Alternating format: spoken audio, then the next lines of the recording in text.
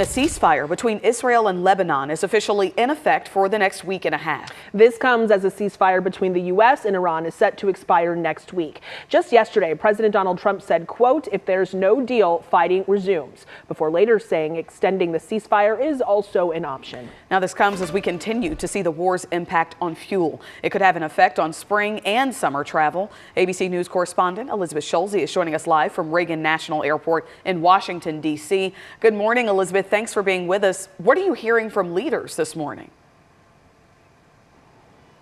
Yeah, good morning, Dia and Morgan. Great to be with you both. So what I am hearing is that the Energy Secretary actually met with top American oil executives to talk to them about boosting their own oil production to try to ease some of these surging prices that we are seeing. And this comes as we are seeing stark warnings about the impact of higher oil, especially on jet fuel. The head of the International Energy Agency says that European airlines could run out of jet fuel within 6 weeks. He says this is the worst energy crisis in history, and we are already seeing some major international airlines cut back on flights, cancel flights, ground planes, and airports, especially in Europe and Asia, are warning that we could see a lot more cancellations next month. The reason that this is especially hitting Europe and in Asia is because they get a lot of the jet fuel from the region.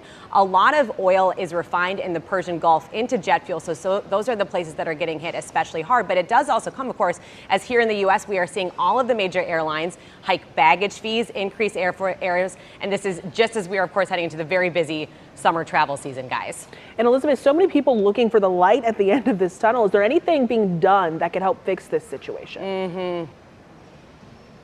Right, we want to see these prices go lower. The good news is that gas prices have ticked a little bit lower in the past couple of days because oil has pretty much stabilized. But unfortunately, the expectation is that they're not going to go dramatically lower until we really do see a big move lower in oil. Oil is about $90 a barrel right now. Before the war, it was closer to $65 a barrel. And everyone I have spoken with, analysts, policymakers, say the real solution that would get that price back down comes to reopening the Strait of Hormuz at the levels that it was open before the start of the war. That is where 20% of oil typically passes.